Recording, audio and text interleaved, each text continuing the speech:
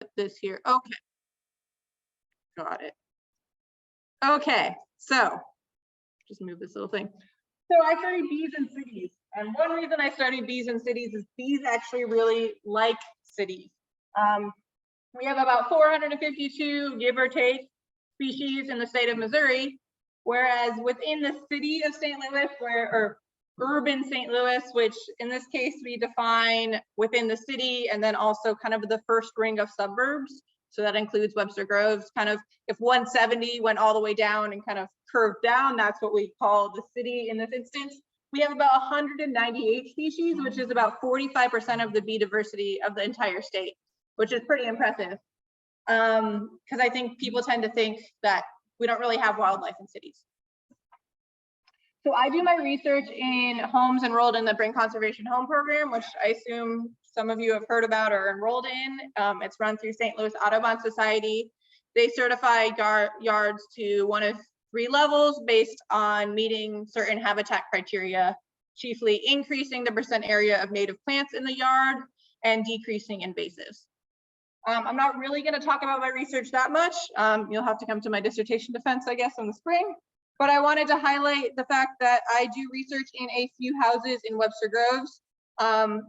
There's actually 4, there's one not shown here. But so I visited 4 gardens in Webster Groves in 2020, 2021, and 2022. So that's 43 visits between the 4 houses. I have found in those 4 yards 55 species from 23 genera of bees, which is really impressive. And this is pretty impressive because also I'm not sampling in parks, I'm not sampling in natural areas, I'm not sampling in the spring where we have a lot of bee species. I'm not sampling in late September where there's also bee species that pop up just at the end of the fall. And over 43 visits, it's kind of what we say is imperfect detection. We're not catching, I haven't caught every bee that's probably visiting those yards. So my guess is the number of species within Webster Groves, which is, you know, part of urban St. Louis, but is pretty small, is over 70 species, which is really exciting. So you all are doing something right here. 2 species I want to highlight, which are kind of cool for my research. The one on the left is Osmia cordata. It is a really cool mason bee. It is blue. It is out from about May to June. It's in family Megachilidae, which are the leafcutter bees. This bee hasn't been found in St. Louis for over 50 years, but we kind of rediscovered it in a home garden, I think on Helflestein, I don't know how to pronounce it. So not very far from here in 2020. So this bee has been living in Webster Groves kind of undetected for a while. And then this other species on the right, Andrena cerebrata, is in family Andrenidae. There's only been 2 specimens of this bee ever found in the state. One was in Webster Groves in roughly 2005 on Atalanta Street, and one was in Webster Groves in 2020 on Sylvester Street. So the only time this bee has ever been found in this state is in Webster Groves, which is pretty cool. Okay, so yeah, I'm convinced that Webster is good for bees. And I think the reasons why is that there's just like a lot of gardening. There's a lot of diversity of plant species. You don't see people just have the same 3, you know, peonies and pansies and ornamental rose bushes. You see, you know, just driving down the street, you see a lot of diversity of plants that people have. There's also wild kind of like undisturbed areas, such as like along the railroad tracks. That's just kind of let whatever's growing there grow, which is good, just having some undisturbed area for bees. It's also old. So, you know, just like after any big disturbance event, whether that be, you know, a hurricane or an earthquake or a fire, or you rip out a cornfield and put in a suburban subdevelopment, that is going to really decrease the diversity of pretty much everything because you're just causing so much disturbance in the system. Whereas in Webster, it's just old. You know, there's been houses that have come up here and there, there's been development, but overall, there's large cores of the city where, you know, the houses are 100+ years old. So it's just, there's been time for bees to find their way to Webster. And then once they're here, there's enough resources for them to get established. So I guess just my plug would be moral is keep doing what you're doing, which is maintain native plants, get others to do the same, and just advocate for wildlife within the community, because Webster is not that big, and you know, my estimate of 70 or so species is pretty amazing. So that is my little hint about what my research is, and with that, we're going to switch gears and do a little bit of bumblebee ID. So this is done with conjunction with Nicole Miller-Strutman at Webster. We run this citizen science project called Shutterbee. It essentially gets people to take photos of bees in their garden. We will be recruiting again in the spring for more participants if you're interested. If you go to our website, shutterbee.net, there'll be a sign-up form in the spring. But this is our Bumblebee ID course. Ron, I saw you on this call. I know you were at the course when I gave it on Monday, so feel free to pop off now if you want, or if you want to do it again, I guess it's extra practice. But as part of doing these courses, we put together, actually, I think I have a slide. We put together a kind of a very localized guidebook that has dichotomous keys in it, and kind of goes over at the genus level the main groups of bees we have. So for people on Zoom, if you want to follow along on the key, obviously I couldn't really get you a copy, but if you go to shutterbee.net/identifying bees, there'll be a PDF that pops up, and page 8 is the decision tree we're going to go through. And then for you folks here, you all should have a copy. So yeah, we're just going to kind of go through this little course. Maybe we might want to turn on a little bit more light so people can see.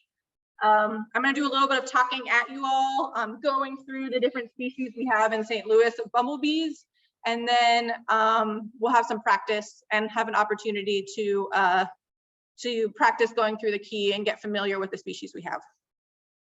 But yeah, this guide is like free for use online. Please don't like print it out and sell it. It's for, you know, non-commercial use, but we hope that it's just kind of a fun resource to have. Okay, so the goals of this course are to learn to distinguish the Fogel bombus, is the genus name, bumblebee species that are found in St. Louis, and learn to kind of identify bees from photographs using a decision tree. So my preface is that, so bumblebees have a huge amount of diversity around the world, but our bumblebees in St. Louis are frankly kind of boring. We don't have that many, which is kind of a bummer in one sense, but it also makes it a little bit easier to ID. If you go up to Chicago, they have more they have about, I think, 15 species. And then you go up to say like Wisconsin and they have about 25. And then you go to like the Himalayas and there's like 50. So bumblebees tend to be in colder and more northern climates. So we don't get, you know, we don't really get any southern species. There's not many southern species for us to kind of get. So we don't have that many, but it means that we can identify them to species pretty easily, whereas in other places they aren't necessarily able to do that. Okay, so we're gonna pop right in with some anatomy. What's cool about this is you don't need to know that much. I'll keep the terms pretty, not very technical. So, oh, we got a chat. Please repeat what to look for at Shutterbee. Okay, so James, you're gonna go, it's, so I'm typing in the URL, or you can go to the website and there's a little button that says on the top banner that says more. And if you mouse over that, there'll be a page that says identifying bees, and you want to click on that. And then it's page 8.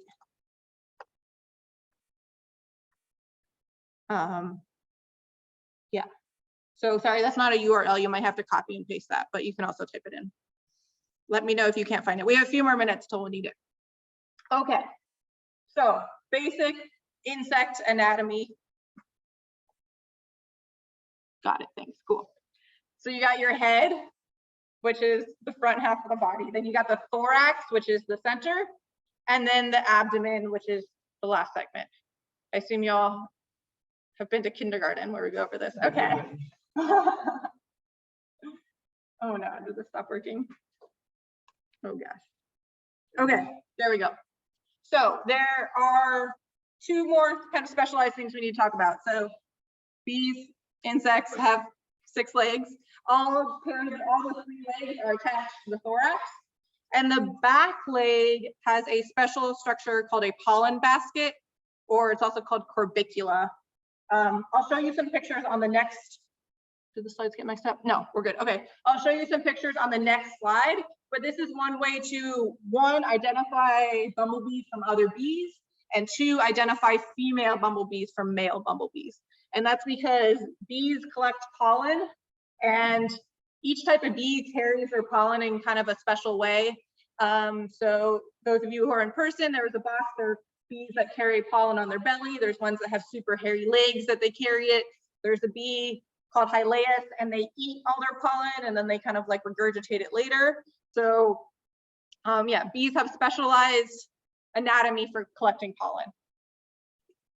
The other thing is the way you tell bumblebees apart for the most part is by looking at the color patterning on what's called their tergites. All female bees have 6 tergites and all male bees have 7 tergites. And what these tergites are they're just segments of the abdomen. And we kind of abbreviate them and call them T's. So T1, T2, T3, and they start from closest to the thorax and then go down to the end of the thorax. So we'll mostly be talking about T1 and T2. And those are just the segments of the abdomen. And these are hairy, so bumblebees have hairy abdomens. And you can usually see the kind of the breaks in the tergites. It almost looks like your hair being parted. So it's like it's still hair, but you can kind of see a faint line from the hair kind of being just like another segment of it. Okay. Does that make sense so far? Okay, so bees, female bees have these wider legs, and it's for this pollen basket. It's a little hard to see on this screen here. Do we have a way to like turn the lights off here and keep them on in the front? Oh, that's, oh. Okay, we'll turn it off for now and then we'll turn it back on. Okay. Okay, so they have this triangular section, and you can see it's really shiny also. Even in like kind of low quality photos that you'll take with your phone or something, you'll be able to see the shininess of this pollen basket. It's also incredibly kind of triangular, and you just don't really see the wide leg without any hair on other bees, except for honeybees. The males, on the other hand, so this is a male bumblebee, and they have a much skinnier back leg. So that section is just going to be not really have the, it's not going to be angular really. It's just going to kind of be skinny and slightly rounded. Male bees also have generally have larger eyes, especially bumblebees, so you can see the much larger eyes. I'm not really going to trick you that much today with males and females, but it's just something to keep in mind.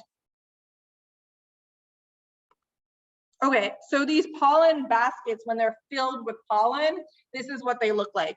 So the pollen, I just think of it as like a nugget. I can't think of a better word really, but it just looks like it's like a wad of gum stuck to the side of the female bee's legs.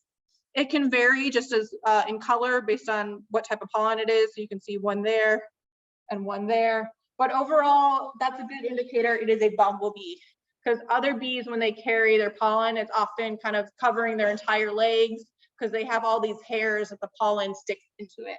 Whereas honeybees and bumblebees are the only ones that carry their pollen in these corbiculates.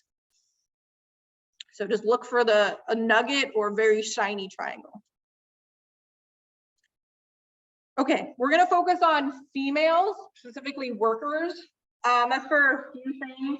Most of the time, females and males look pretty similar. They don't have a huge amount of sexual dimorphism compared to all you birders. I know there's a whole thing with female versus male birds. Overall, they look pretty similar.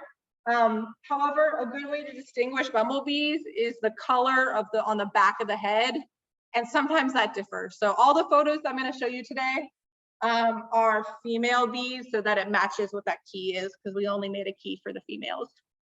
The queens also can sometimes appear different. The one thing I will warn you about, because I am going to show some photos, is as bees get older, their wings get tattered and they start to exhibit hair loss.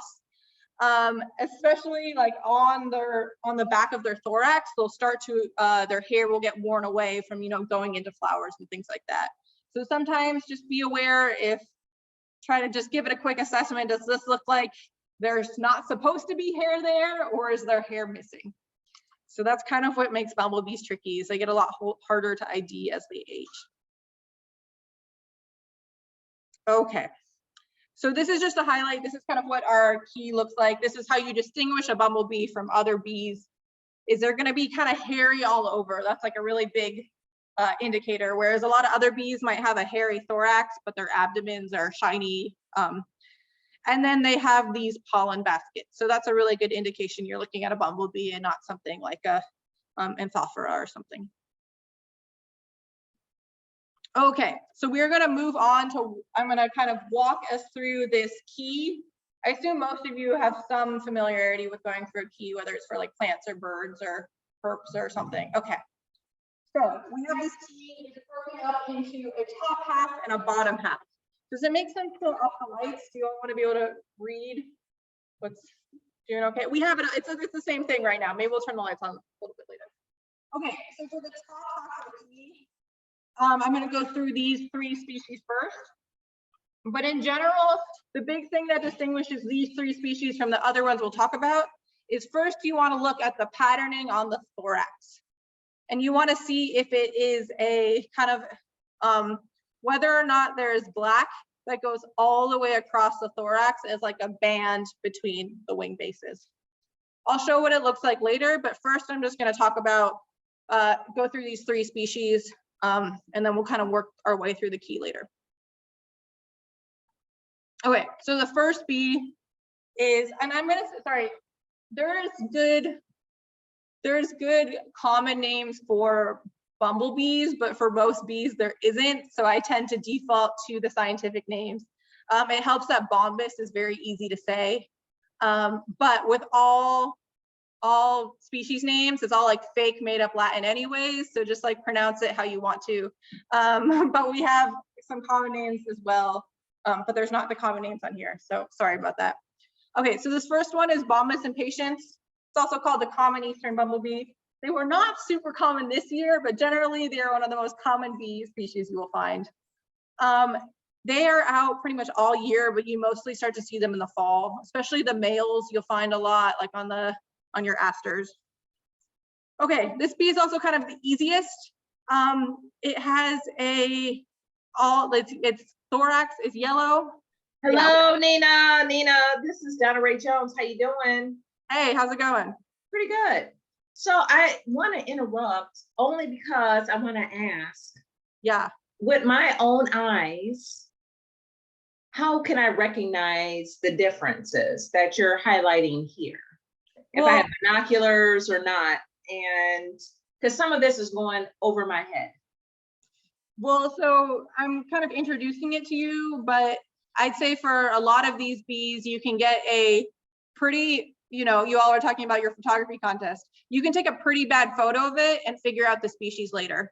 I've taken plenty of photos just on my now like 5-year-old phone, and you'll be able to later kind of ID what it is, because we don't have that many species in the area. So I'm going through the differences between them now, and then we're going to have a chance to practice and try to find the distinguishing features from the photos. Thank you. Okay, so this first species, the hair on the thorax kind of almost looks like a slit instead of a circle. So you'll start to see, you see right here, it's kind of like a split. As soon as you see that, that's a pretty good indicator that this is a Bombus impatiens. Also, what's also makes this species easy is it has yellow on this first abdominal segment, and then it has an entirely black abdomen after that. So it is going to be all black right here and just yellow here. So there's not going to be any other yellow. So this one's like the absence of everything else. I'm not going to go through the rest of this stuff, but these are just pages from the guide. So if you wanted to go through later, you can read more about them. Okay, the second species is called the 2-spotted bumblebee, or Bombus bimaculatus. And this bee looks pretty similar to, from like the top half from the one we just went over, the Bombus impatiens. But what it has is it has coloring on this T1, just like the other one. And then it has what we call, it has 2 spots on this T2. So this one's, it's like 1 spot there and then another spot there. And what's important to realize about these spots is that the spots don't go all the way across the whole abdomen. So you can see that there's some black space right here and black space right here. And when you look at this bee from the side view, I think the spots kind of form a right angle over here. So you can see that it's like forms a right angle of black space between the first tergite and the second tergite. So it's kind of a right, yeah, it's a right angle. This bee also has yellow on the back of its head. And when we say the back of the head, it almost is like a widow's peak is how I like to think about it. It can be a little challenging to see sometimes, but some of them have this triangle of yellow hair on the back of the head. So it's not just a few hairs just like along the edge of the thorax. It's like this big triangle that almost goes between the eyes. Can be a little bit hard to see on this projector, but the 2 white spots here on the right and 1 white spot on the left, is that when you're flash? right where? The little white dots. I'm not seeing what where. Oh, right there and right there. Yeah, that's just from a photo. That's just from the photo. Yeah. Okay. So we're going to go into the third one in this couplet, and this is Bombus griseocalis. Some people say Bombus griseocalis. This is the brown belted bumblebee. And so this one has coloration on has yellow on T1, and then it often has a brownish color on T2. And this coloration though is kind of an arch. So it's going to go all the way from one side of the abdomen, pretty much all the way to the other. Which means when you look at it from a side view, this is an acute angle over here. So you can see that it's not squared off like it is in this one here. So we got a square angle here, so right angle, and then we have sort of more of an acute angle over here.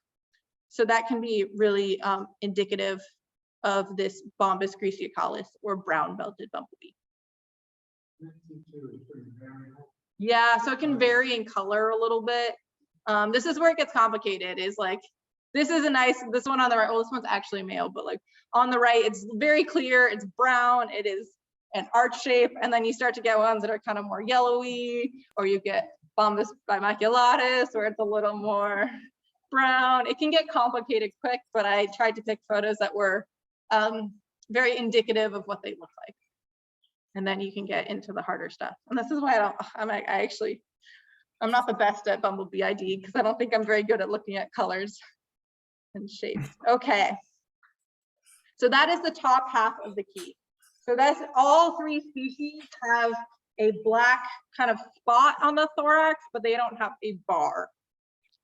And now we're going to move on to the second half of the key, and this is what the bar looks like. So you can see it's black all the way across between what's called the tergites, which are essentially the shoulder blades. It's black as a bar all the way across. So you will have a much higher likelihood of being right if the first thing you do is look at the thorax and say, okay, is it a spot or is it a bar? And these are actually 2 different subgenera here. So these 4, we're mostly going to focus on 2.5 of them. It is a bar across, so between the wing bases, and not a spot. Okay, I don't have muting abilities, but, or maybe I do. Yeah, it'll be fine. Okay. So this one, we're mostly going to focus on the females. This bee is interesting because it has very high sexual dimorphism, and that the male and the female look very different. So this one is called Bombus pennsylvanicus. This one is actually it was just listed on not on the Endangered Species Act, but on the IUCN list. It was just listed. However, it seems to be doing pretty well in St. Louis, so it's definitely being in other parts of its range. Like, it used to be pretty common in like New York and stuff, and you're not really finding it there anymore, but it seems to be doing pretty fine here. So I guess that's nice. So this bee has yellow on, usually on one, sometimes on one, but definitely on T2 and T3. So now we're kind of moving down the thorax a little bit more. The other thing about this bee is it has black hair on the back of its head. And it's sometimes hard to see of what it is. It can definitely be tricky, but this one you can see it doesn't really have like a yellow triangle up here. It's all black. And I will just point out the male is pretty striking because they have yellow all the way down. So the entire bee is yellow. Okay. And the next bee is Bombus auricomus, or Bombus auricomus, people also say. And this one was really similar to Bombus pennsylvanicus. It has the same patterning where black, the T1 is sometimes yellow, sometimes black, it depends. And then T2 and T3 are yellow. So this bee can be really challenging to tell from the Bombus pennsylvanicus. It has one tell, but sometimes it can be hard. And that is it has yellow on the back of its head. And the yellow on the back of its head is actually, it's like a part almost. It has like two lines of yellow, and you can actually see there's like a little dividing spot in between. So it can be really hard to tell the two bees apart if you don't see the back of the head. There are other ways, but it's if you don't have them side by side, it can be challenging to compare. Okay, we have one more bee we're gonna kind of focus on, and this is Bombus fraternus. This is the southern plains bumblebee. This is about the farthest south that you find this bee, or sorry, the farthest north you find this bee. It's more found, you know, farther south. You find it in like Georgia and things like that. It can be a little hard to tell, but as you get used to looking at these bees, the first thing I always notice about Bombus fraternus is they have very short hair. So a lot of the other bees are really fluffy. This one almost looks like it just got like a buzz cut. And they're also just really elongated. They're just kind of like long bees. And what they have is they have yellow on T1 and T2, but they don't have yellow on T3, which is what the other two species we just went over had. So you're looking for 1 and 2, but not 3 on this one. Okay, and this one I'm just, okay, so I'm kind of, those are the ones we're gonna go over, is mostly those 6. I'm just gonna point this one out. This is Bombus fervidus. It hasn't been found in St. Louis in a really long time at this point. But people sometimes see male Bombus pennsylvanicus and they think they have found fervidus. But if you ever see a bee in St. Louis or southern Illinois or pretty much anywhere south of here that has all yellow, you're probably looking at a male Bombus pennsylvanicus and not a fervidus. Yeah, they haven't been here in a while. And the other ones we sometimes get questions about is the rusty patch bumblebee, which is actually endangered, it's listed on the Endangered Species Act, and then the half black bumblebee, Bombus vagans. The rusty patch we had in St. Louis for like 5 years. It was found at the Litzinger Road Ecology Center from like 1997 to 2004 or something like that. I don't know the exact dates, but those are really the only records of it. It is thought that they brought down a bunch of soil from like Minnesota or something a year before then, and they think that it was actually just like a human transplant of the bee, and it survived here for a few years and then went away. So that one's not found here. Bombus vagans was found kind of historically here. We're probably the very southern part of its range. I don't think it's been found since like the 80s or something, but it can get pretty common as soon as you get up to, I think you'll find it like in Champaign-Urbana pretty regularly. So we're just out of reach of it. But so that's just some more information just for fun. So remove this from your brain. You don't need it for the rest of the night. Okay, so what we are going to do, I was hoping to make a quiz for you Zoom folks, but I don't think your Zoom has quiz capability. No. Okay, so you're just gonna, what we did for, if you want to just grab a piece of paper, the whole reason I made a little quiz was just because we're gonna go through these, and I think it's better to write something down so that you're kind of forced to make a decision before we show the answer, so that you can kind of see if you're right or wrong. Whereas if you just kind of tell yourself in your brain like, oh, I think it's that, and then it's You'll convince yourself you got it right when you did it. So this is just a good way to test your knowledge. I am not going to collect these or anything like that. Yeah, so yeah, definitely they've retreated northwards. So what we have is I'm going to have a series of like 15, and we're essentially just going to go through them. So I'll give you a little bit. So Zoom folks, I recommend trying to like pull up the key on like another, you know, another window or something like that. And I'm just going to give you a little while to kind of work your way through it. If you have questions, feel free to kind of write me in the chat, and folks here, I'm happy to answer them and walk around. But just try to kind of look at the key and try to figure out what species you think it is, and then we'll go over the answers. Does that sound good? Okay. It's gonna get, yeah, it's a little, stuff is gonna get a little blurred out on the screen, but hopefully we can. So yeah, feel free to talk among yourselves too, try to work through together.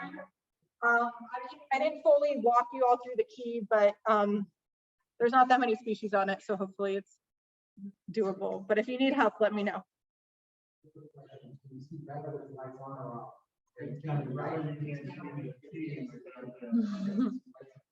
Yeah.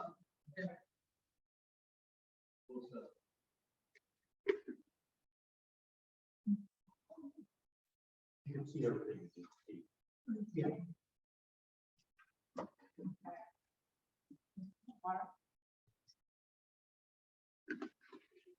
You should have brought the Jeopardy music here. Yeah.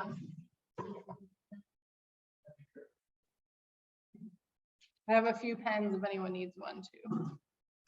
But yeah, this is for you. You don't have to write them down if you don't want to. It's just kind of a way to commit to an answer.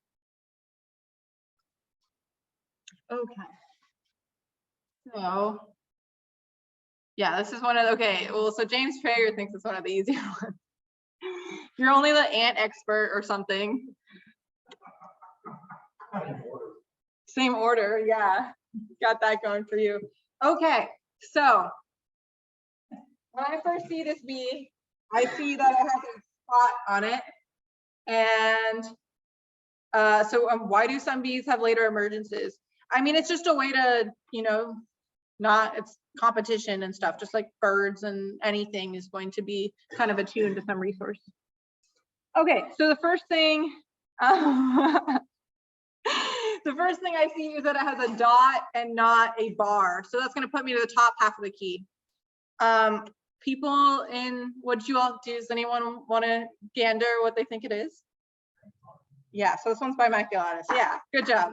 So if you look, you can see the lobed pattern, which will take you right to Bimaculatus. But if you're unsure, you might be like, oh, this is an arch. You'll see that there's yellow on the back of the head, and that will also pop you to Bimaculatus. So yeah, this is Bombus Bimaculatus. Cool. Okay, next one. This one's also, yeah, this is a, yeah, I put some kind of easier photos, but I can pull up some, if we get through these too quickly, I'll start to pull up some hard photos just for fun.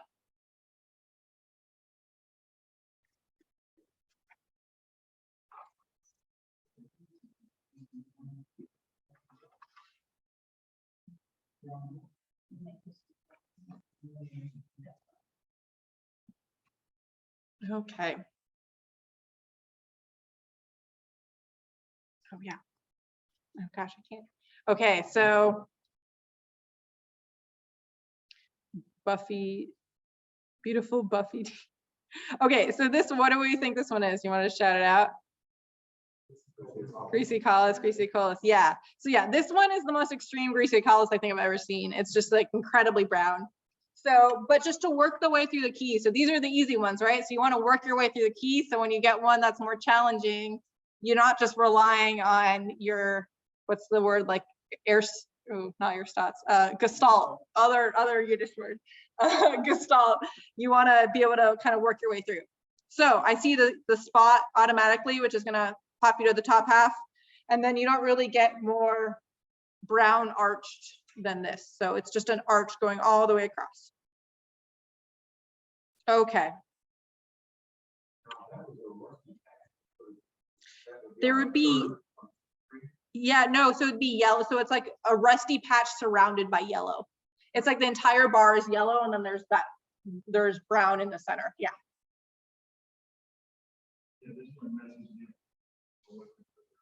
Yeah.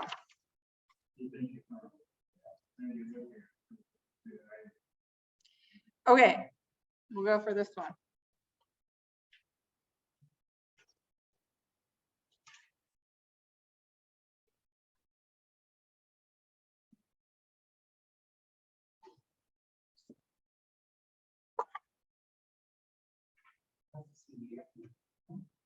Yeah. So this is a pretty common angle that you'll see.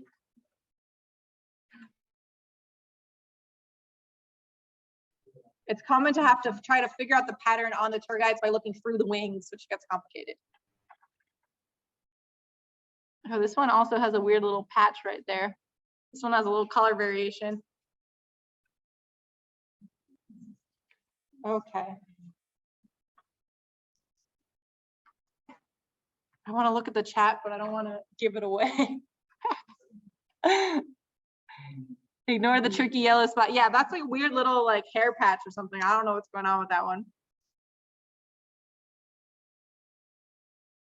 Okay. Are people okay? What is it? What do we think it is? Yeah, this one's impatience. Just click forward for me. Okay, so this one is Bombus impatience. So once again, I'm going to repeat myself a lot. We see that there is not a black bar across the top. This one actually has that little split, which isn't on the key, but is a good indication that it's Bombus impatience.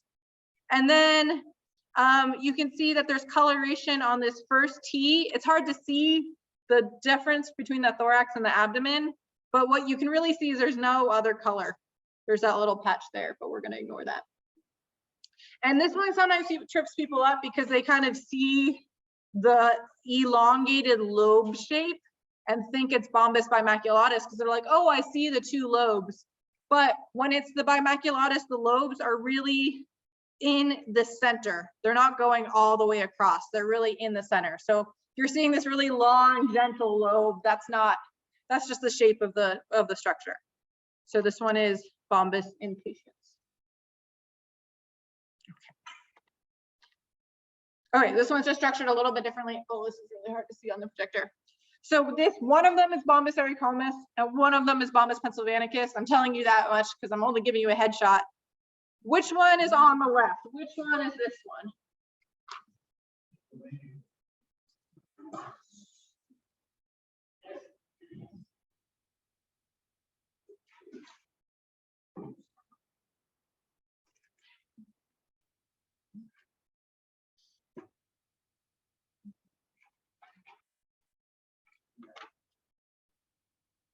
Okay.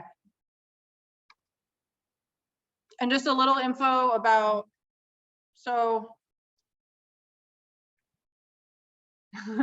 just a little hint about the, or not hint, a little info about Bombus ericomis. I meant to mention this. You don't really see it that much in the city. Like it's not that common, but if you go to Shaw when the Monarda is in bloom, it's like every other bee you see is a Bombus ericomis. So I'd say you'll find them occasionally in the city, but they're like a little pickier, I would say. Yeah. One, yes, there's one N. Yeah, I once asked Sam Drogi about it. He's like one of the big bee guys. I guess this is how they spelled, like that's the original spelling. Yeah, so I had to train Microsoft Word to spell it correctly because it will try to respell it. So yeah, it is one N. Yeah, and people get. Yeah.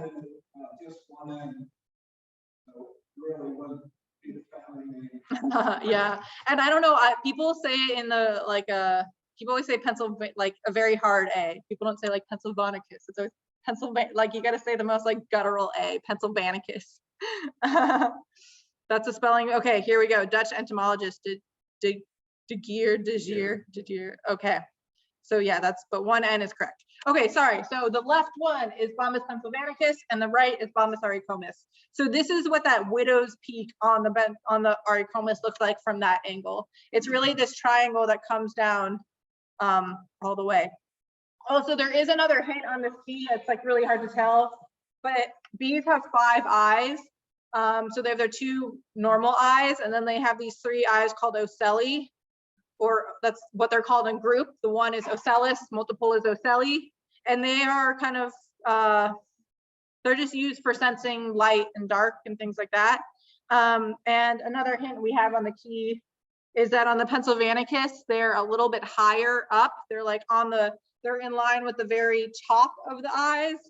And with auricomis, they're kind of aligned a millimeter down, a little bit under the base of the eye. So that's just kind of another hint. The shapes of the face are kind of different too. But man, these bees, as soon as they're a little bit worn or the hair is all matted, they can be really hard to tell apart. Okay. So now I'm gonna do, this one's a little bit tricky. Yeah, I'll just leave it at there.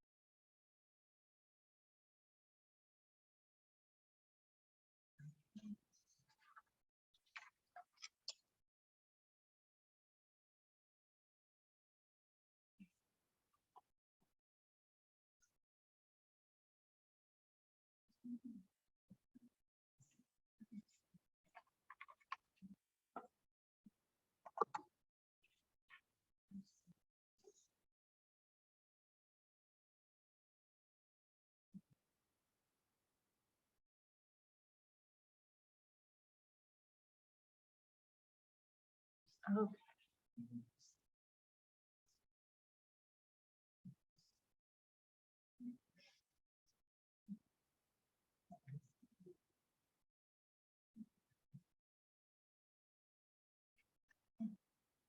So I hear some people chattering. Is it a spot? Is it a line? What's going on?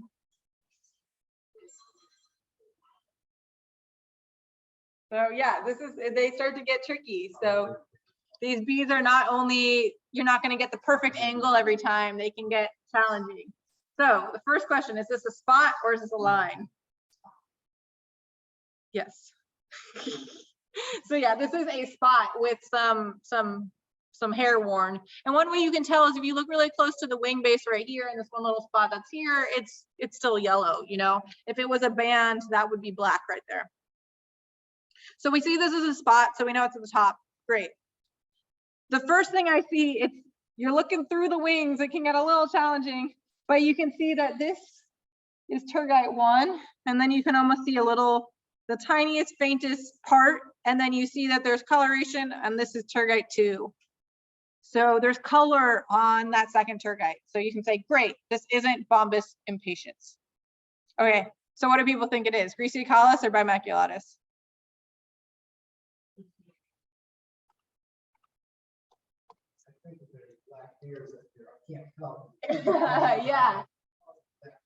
Yeah. Yeah, it can be challenging, but yeah, these are black hairs right here. And then also, I could maybe see that this is more of an arch as opposed to, I think we'd see a tiny bit more yellow, a tiny bit more black looking through the wing if this was Bimaculatus. So yeah, this one is Greciacalis. But this just shows you, as soon as the specimen gets old, as soon as you don't get the perfect angle, as soon as it doesn't have the brightest, brownest band you've ever seen, it can get challenging.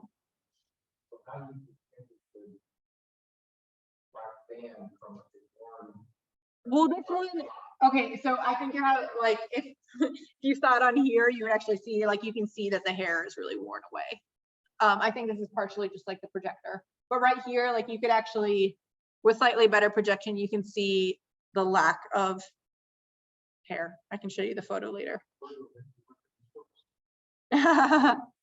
Well, no, you can see it fine in here. It's just the resolution. But yeah, I mean, this is one of our Shutter Bee participants. A lot of them just are using their phone. I purposely chose kind of pictures that are not going to be the most pristine quality, because a lot of times people just like kind of want to, I mean, obviously there's those nature photography people, but there's also people that just take photos to try to figure out what it is. And this is a more realistic, I guess, photo for most people.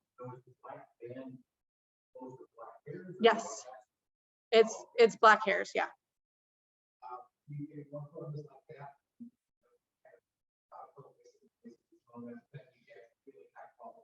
For our project, yes, but we are able to ID, I think, based on people's photos, I think upwards of 90%. I don't have the number, but overall, we're able to ID most of our photos to the resolution we want. So we don't really have that many problems with like bad photos. We really highlight this is not an art, like for our project, it is not an art project, it's a science project. So the photos do not need to be pretty. They do not need to be really in focus very well. And it's also, we really encourage people to take and post multiple photos, because sometimes one photo, you're getting like a slightly different angle from each photo, and one of the photos by itself isn't very good, but when you can piece together all of them, you can get the information you need. But you'll be surprised, like I can see the shape of a thorax of this one bee and just like immediately know what it is. Like that's all I need. Or like that same bee, I can see the color of the connective tissue, which is essentially it's like neck between its head and its thorax. If it's yellow, I know immediately what genus it is. So the bees we have, we're actually able to identify what they are with the most like hideous photos. We can usually get the information. You don't appreciate it? No, I do. No, I definitely do. Oh no, my dad has published like 20 board books full of photos. I've spent a lot of my life looking at photos, but they all have, you know, there's different purposes. Okay, let's try this one.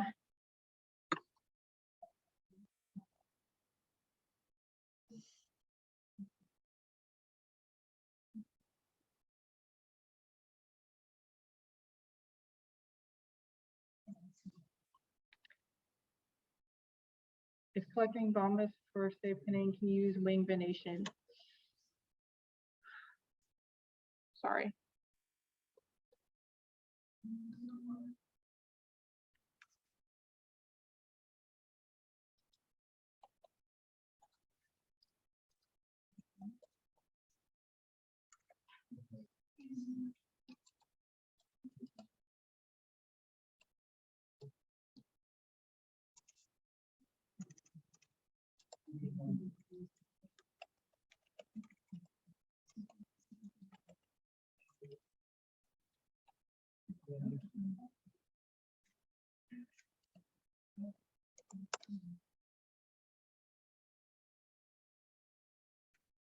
Wait, there was a question about wing venation. I don't think you can use wing, as far as I know, you can't really use wing venation to ID bumblebee species. For some, it can be somewhat useful, like bombus impatiens tend to have very light colored wings. So sometimes you can use it to eliminate certain species, but as a whole, you can't use the wing venation. It will help you a little bit at family level and occasional other things. Okay.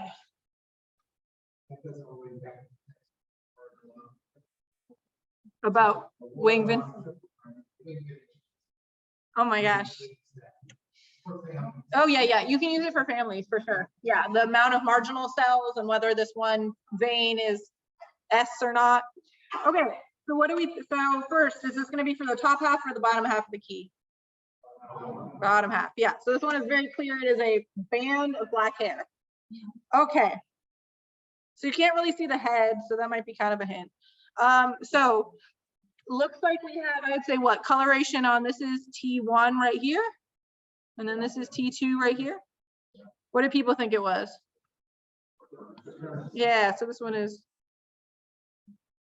Fraternus, yeah. So yeah, this one has coloration. And sometimes the second T can really throw people because it can be really, especially on these species, it can be super wide. So T2 is like the largest T. So sometimes people think this is a third one because they're like, oh, there's no way this one could be so long, but really this is the second T. Okay. So I will say we've gone through all the species once pretty much, so we're gonna just,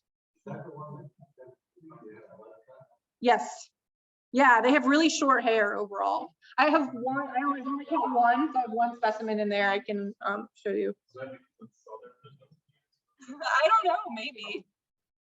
I don't know, you're joking, but I think like, yeah, I think so. I haven't looked into it, but that's a very plausible thing. This one's cool because it like in 2021, it was just popping up everywhere. So like I haven't caught it in Webster Groves, but I saw Webster Groves on iNaturalist. Like the one I caught was in Lafayette Square, which is like not necessarily known to be like, you know, the most pristine habitat in the world. People saw it in like Tower Grove South and stuff. It just kind of like had a really good year last year and was like found in a bunch of people's gardens, which is cool. Because it is, yeah, they are, it might be, I think it's also IUCN listed. Okay, we're gonna move on to this one. I think the photos, I made them slightly harder. They're not impossible, but I upped the difficulty level a little bit. But if you're also just getting it, that's fine too. No. Yeah, VIP.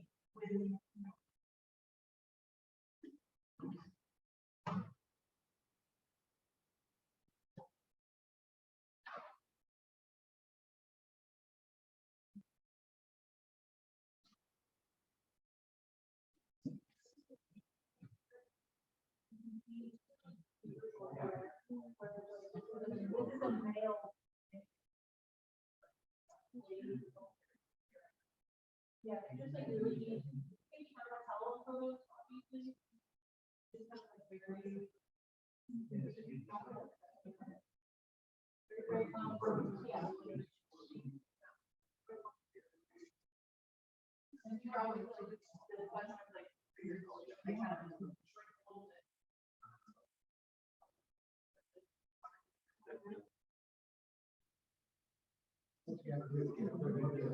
yeah. I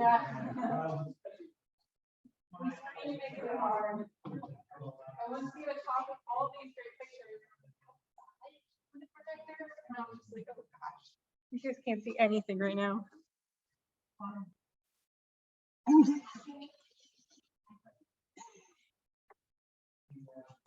Okay.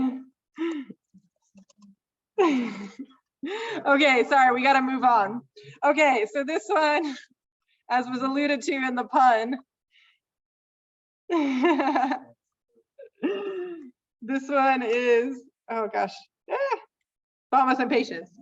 Okay, so yeah, they can be, so this one is starting to exhibit like, oh, it's a little hard to see on this projector, a little bit of hair loss here, so it might start to seem like a big spot, but you can kind of see there's not a defined band.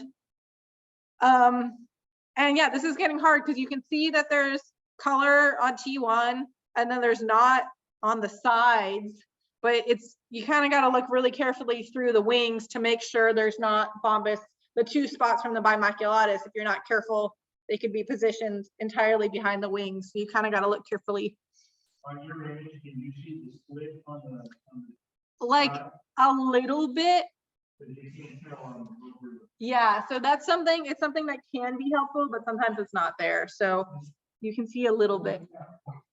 Yeah. So the split, I think was more on like that first one. You could really clearly see it. No, that would be the split, but it's just kind of started to lose some hair. So it's worn. Yeah, it's getting a little bit worn. How long do adults live? Good question. I don't know. The queens live a really long time. So the queens like over, some of them overwinter. So they're just in hibernation for, you know, 8 months or whatever. I don't know how much. Yeah, I don't really know how long the workers live. Yeah, that's a good question. I think it probably depends on the species and the amount of resources and when in the season they were born. There's probably a lot of factors. Maybe like a month or two. I'm not super well versed on the bumblebee literature. What are the mini predators? We were talking about this earlier. I guess it's like more like mammals getting into their colonies, probably. Yeah. Let me just say real quick. I've got a Chinese man problem at my house. 2 years ago, I killed 1,527 of them. They cruise through anything. Bees, wasps, dragonflies, any kind of butterfly, 300 birds. So. Yeah, so there's we're talking about, I guess, the Chinese mantids now. And let me just say, I would say, really monitor your gardens for these Chinese mants. It's August, September, is when they're just huge. You can't mistake them for anything else. Have you found them? Yeah, I see them eating like mostly honeybees is what I mostly see them getting. Yeah, but for bees, so like bumblebees aside, I mean, because their nests are like full of pollen and stuff, so you'll find stuff getting them. But for solitary bees and bees in general, I don't like, you'll see spiders getting them, like crab spiders and wasps and things like that. But I would say they're probably, my guess is they're not like a main food source for really anything. They're just like an opportunistic thing. I mean, why would you want like a bee with a stinger and hair when you can have like a juicy caterpillar, you know? So. Let me just say, I've never seen them in the caterpillar. They eat bees and wasps. They just somehow avoid them. And monarchs, they love them. The alkaloids do nothing. Thank you. Yeah, for sure.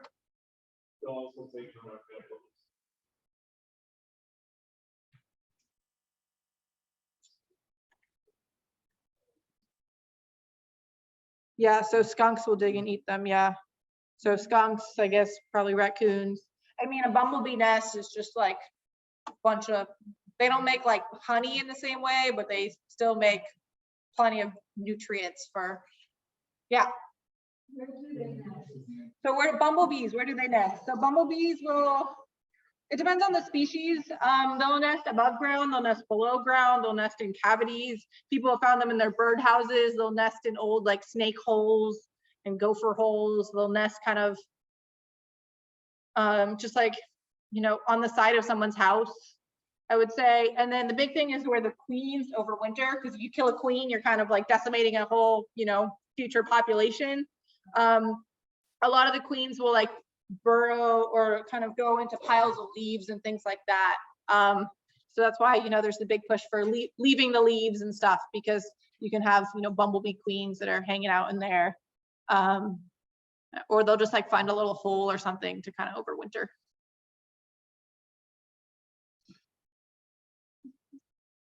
Okay. Yeah, so here, this is a good example of the fact that the black is a hair and not a bareness, as you can kind of see the hair coming up on this one.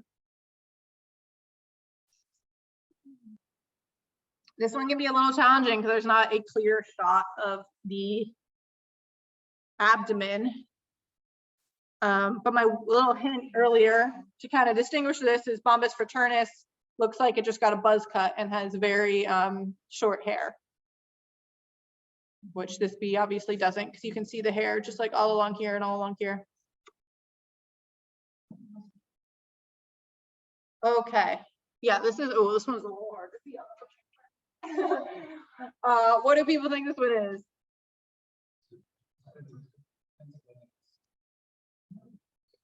Yeah, this one's Pennsylvanicus. So this one is, yeah, you can see the black hair on the back of the head. Right here is the big tell, I would say.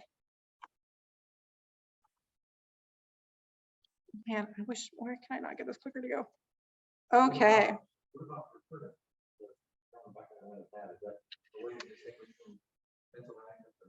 That's a good question. I had trouble deciding until I decided that I could see three.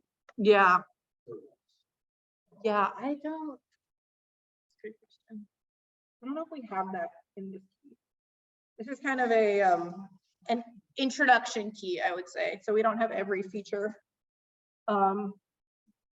highlighted. I can point you to some other keys that kind of have more on them as well. On our website, so like I wrote down that URL here, but we have our guide, but then if you scroll down to the bottom, we have links to like a bunch of other guides. There's a really good one put together by the zoo and Urbana-Champaign, like their extension program that has all the bees. And what's nice is they have some photos, but really they have these really nice like pictograms almost that really highlight the color patterns. So no, that one's just of the bumblebees of Missouri and Illinois. You know, a similar simplified key or guide for the. I mean, we have this one, we have other keys in it.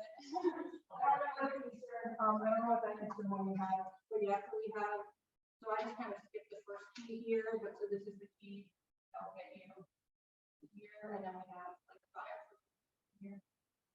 Yeah. It's all on the website. Yes, it's all on the website, yeah.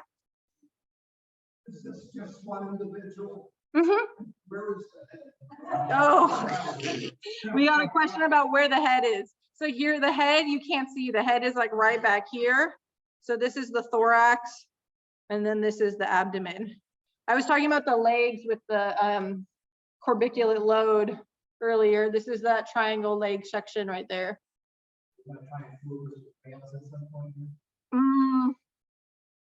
No, I might have one male, but generally no, I didn't try to fool you.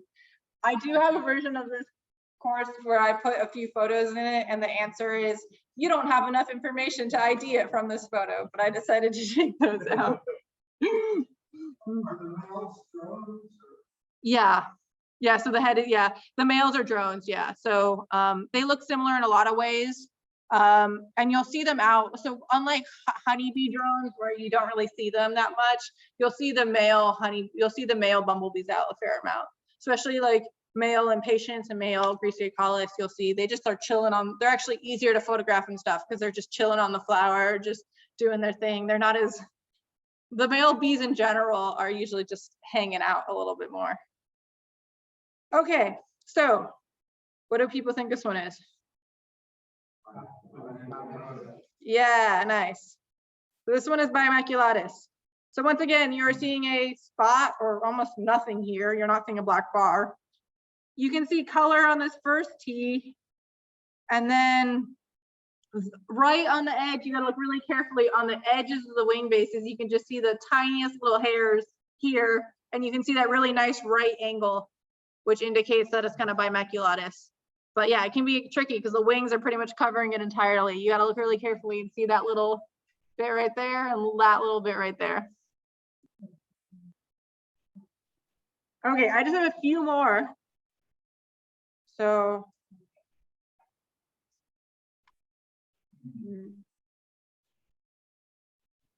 Oh my gosh, this one is, oh gosh, this one did not project well.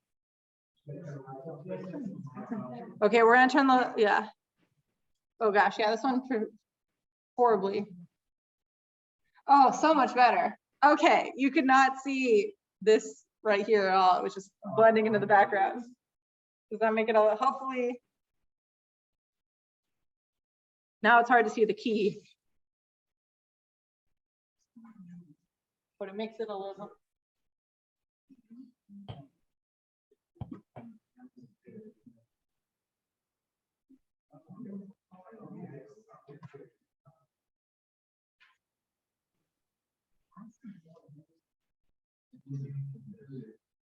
Okay, here's some mumbling. So we're in the top half of the key or the bottom half?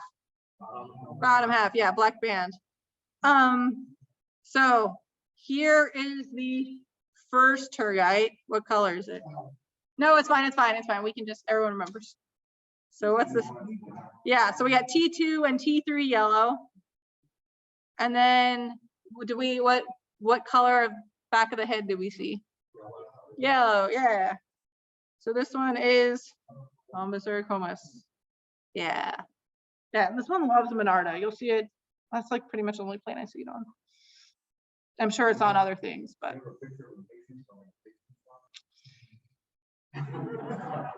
I've caught impatiens on impatiens. I don't think I have a photo. I'm trying to think. Yeah. I don't know. Okay. There was a question if I was going to trick you earlier. So I'm just going to point out a few things. That's just a hint. This one is not actually really on the key, so we're just going to kind of walk through it. So first, this leg right here, is it? Yeah, this one's male. So if this was a female, this would be triangular, like actually like have angles on it, and it would be shiny. But we can kind of see it's rounded, and this isn't the highest quality image, but kind of dull. And then another hint for what? They have larger eyes. Oh yeah, so they have larger eyes. They also have an extra tergite. So 1, 2, 3, 4, 5, 6, 7 down here, but it can be really hard to count. It's like weirdly hard to count tergites. You're like, I'm counting to 7. How hard could it be? Yes. Also, yeah, so James wrote that the antenna looks male. So males have an extra antennal segment as well. So they have 13 segments as opposed to 12. And they also, yeah, and also you can tell by a particular structure called the scape sometimes that this one is male. Also just like with female bumblebees and stuff, you can just look and like sometimes you can just see the stinger. So that's always like, oh, this one's female. So that one's easy. Yeah, yeah. So the females have a longer scape, but the antennas on the males are longer overall because they have an extra segment. And then that can get really extreme in certain groups. Like there's the Eucerini, which are called the longhorn bees, and the females just have normal antenna, and the male's antenna, it can be like as long as the body. They're just huge. They just like branch out like this. So that's a group of like 8 genera though, but most of them are in this one genus called Melissodes. So this one isn't really on the key, but I just wanted to highlight this is a Bombus pennsylvanicus male. So this one has yellow going all the way down. So this one is not Fervidus, which is kind of on the key. So, but it can look similar at first glance. They thought, for example, and it can trick people up too. They thought they found Fervidus this year. People got really excited, and then it was just a male pennsylvanicus. So they thought they found it at this like conservation area up kind of near Riverlands. I haven't forgot what it's called. What? No, it's yes, that one. Yeah, they did find there's some other species that have been found there like that haven't really been found in the region for a while. But they thought they found Fervidus. It was not Fervidus. It was male pennsylvanicus. The female uses the pollen basket, they pollen that, the male travels enough right away. Yeah. Does the male doesn't go back to the nest when no, so yeah, for a lot of males, like once they emerge from the nest, they don't really have anywhere to go to. So it's actually common to see, you often see them like sleeping on the flowers in the morning, especially the one group, the longhorn group, they will like aggregate. So you'll see a bunch of them together. People call it like a sleepy bee slumber party, which I think is a fun way to put it. Because you'll just see them all sleeping together. You'll also sometimes see the males sleeping, and what they'll do is they'll use their mandibles and they'll bite onto like a stick or a stem, and you'll just see all these bees like together, like biting onto the stick, and that's how they kind of sleep. Because they don't go back to the nest after they are, you know.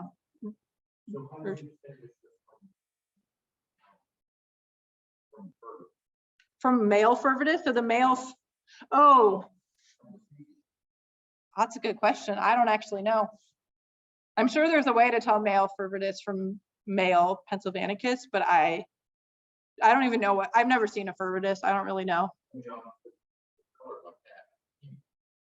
Yeah, yeah. I think the big thing is, well, sometimes it's hard when you have a photo. This is one reason I chose this photo, even though it's not very high quality, is you can really see all the tergites because it's from the side view, but it's pretty common to not really be able to see those bottom ones just from the photo. Yeah, this one has black hairs on the back of the head. Yeah. I don't know enough about bumblebees outside of St. Louis to really know what yeah.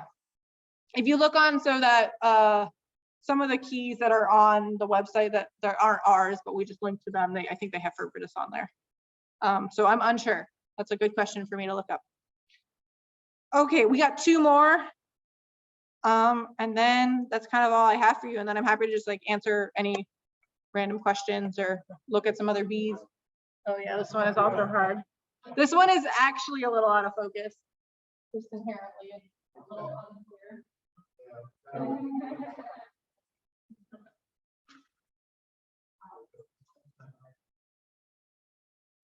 And upside down, yeah. Yeah, so we got the head here, thorax here, abdomen here. And yeah, this one's just inherently out of focus a little bit. But I will say, even with this out of focus and kind of blurry, you can still see that really characteristic wide leg shape. And that's really indicative of bumblebees and honeybees. Bumblebees and honeybees, because they're the only ones that carry pollen in that way. I guess if I wanted to trick you, I should have thrown in a bumblebee mimic. That would have been fun, just to. Or like Anthophora or a Lafria fly. The Lafria fly. Okay, if anyone who's you ever talk to a bee biologist and they tell you I've never caught a fly in the field thinking it's a bee, they are lying to you. It is like I've had flies that I've actually gotten as far as like putting under the microscope and then like, oh, that's not a bee. There's the mimicry can be astounding. Okay. So, yeah.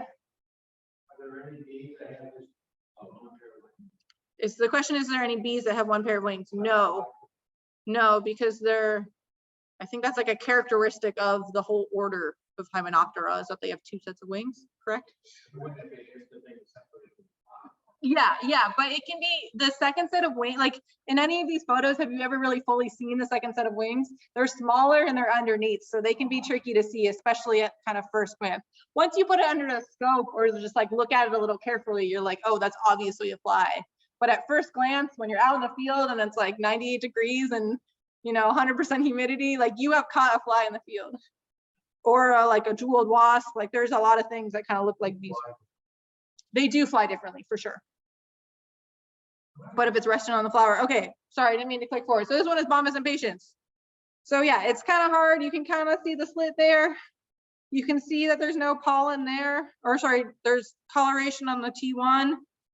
But man, like I guess if it was bimaculatus, you'd maybe see some more coloration there. It can be tricky. It's very hard to see the color on the back of the head on this one too. So this one's impatiens, but it's kind of a tricky impatiens. Okay, this is gonna be our last one. Oh, this one's kind of easy. Whatever. It's a fun last one to end in. Because you can really see the pollen basket right here. So that's with no pollen and it just really has. You can see that shiny triangle.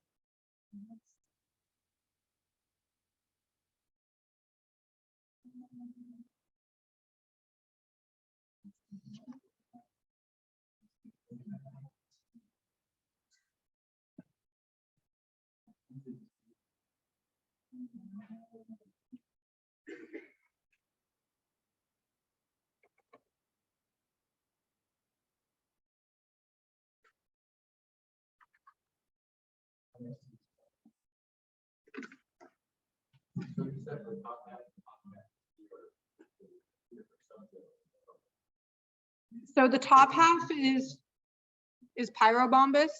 I think the bottom half actually might be two different subgenera, now that I think about it. I think Pennsylvanicus and Aricomus are in one. I think Fraternus is in another. I'm unsure about Furpidus. But you see like Vagans is in Pyrobombus too. Citrinus, which is a kleptoparasitic, is in Pyrobombus, I think. Yeah.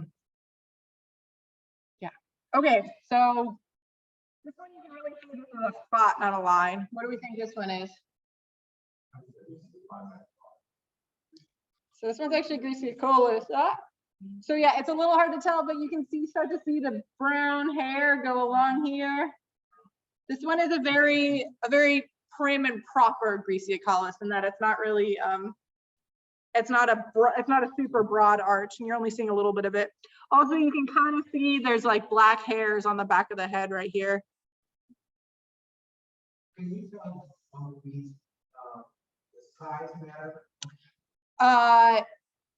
It can be helpful, but not like you'll never see a tiny Bombus auricomus, but you will see a large Bombus impatiens. So it can, whereas most Bombus impatiens are like pretty small, they're like, can be smaller than a honeybee. So I'd say like generally no.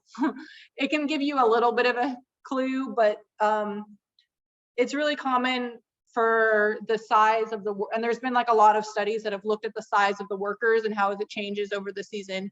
Because like the first workers that the queen makes, she like doesn't really have much resources, so they're really small. And then I think the workers get bigger as the season goes on, and then they start to get smaller as the season ends, as I think is the general trend.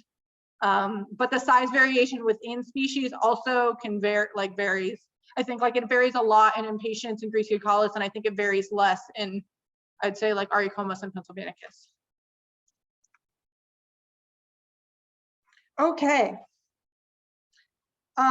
This is all I got. So I'm happy to spend, it looks like you guys got to get out of here in like 20 minutes, but I'm happy to spend a few minutes answering questions. If you have any questions later, feel free to send me an email.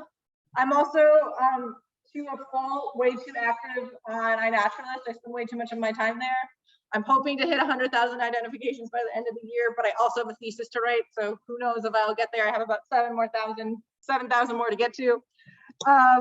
So if you ever want to, like, if you take photos of bees, feel free to tag me on there, and I'm happy to give them a look. But otherwise, thank you for inviting me here. I hope you all learn something, and we'll maybe take these come April, May when the bees are out and try to start kind of IDing some of them. I'm going to stop share here, but yeah, if anyone has any questions about bumblebees or just like bees overall, I'm happy to answer them. Yes. You ever see more than one species at the same time? Yeah. I mean, they don't care. No, yeah. So the question is, if you see more than one species at the same time, I've seen multiple species of bumblebee on the same flower.